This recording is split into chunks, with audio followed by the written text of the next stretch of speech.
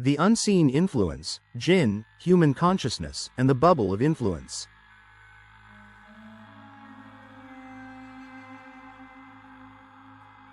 In this video we explore how the Jinn influence human thought, society, energy and spiritual balance, and how divine protection and inner awareness can free us from their reach.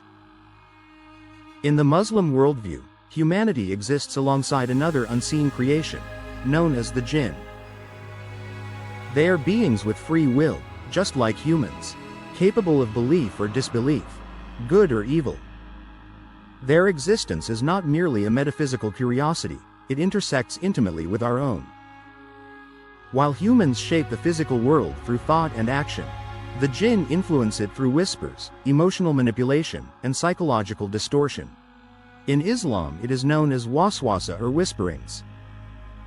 Their influence is subtle, suggestion, temptation and coercion. Yet despite its subtlety, its pulse ripples through individuals, societies and global structures to devastating effect. A seed planted of hatred or division is amplified to such an extent that it becomes a powerful thought form, taking on a life of its own. Everyone is talking about it until a group of people within society find themselves marginalized. This Jinn manipulate those in control of information to push out harmful narratives that cause division.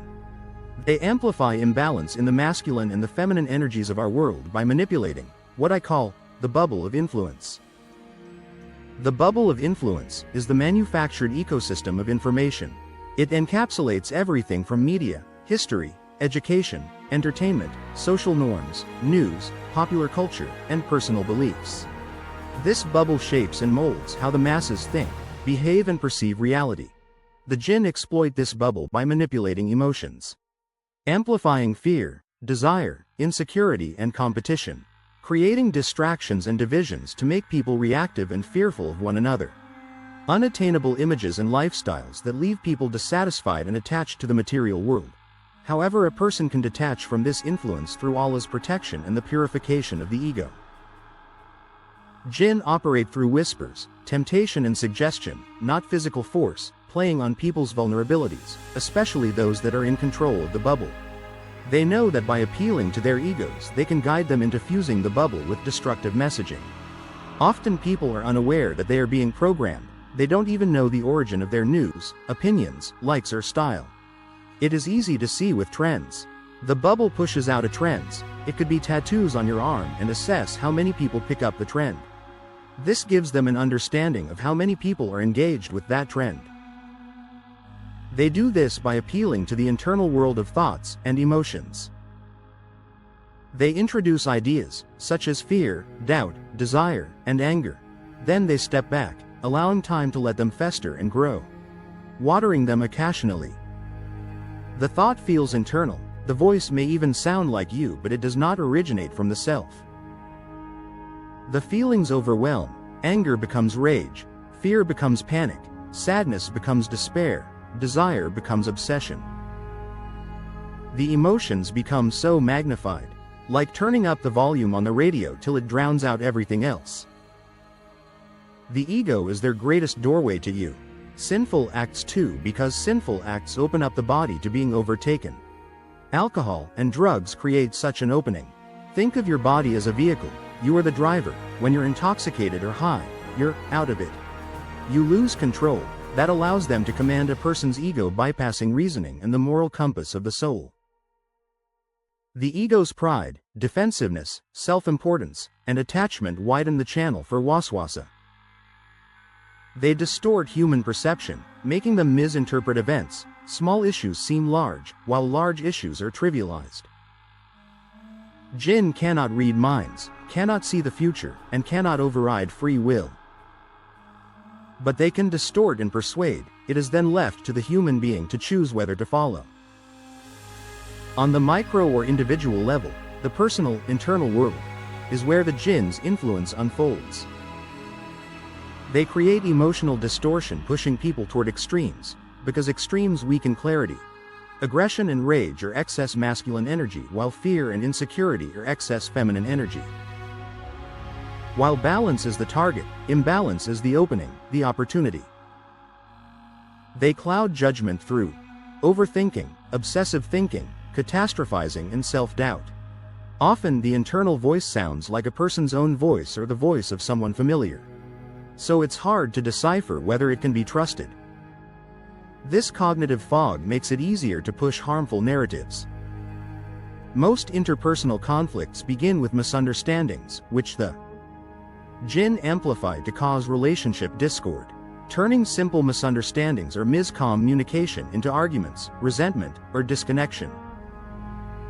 They whisper into vulnerabilities, desire and temptation, lust, greed, addiction, comparison and envy. Because when you are in these states, your connection to God is weakened as is your reasoning. Identity confusion is another powerful tool they use to distract and divide people. Humans end up identifying with labels, flags, wounds, trauma, social roles, anything except their shared humanity and true identity as spiritual beings with a connection to the Creator. At the macro level or societal level, the Jinn do not influence individuals but rather currents of emotion and thought in society. When enough people share the same distorted state, be it fear, aggression or confusion, the collective field becomes imbalanced. This can be dangerous because the masses are then easily cajoled into war and destruction under false pretenses, usually to preserve the elite's power. Humanity, like creation, was made in pairs, complementary energies. Imagine there's an imbalance of polarity and masculine energy dominates.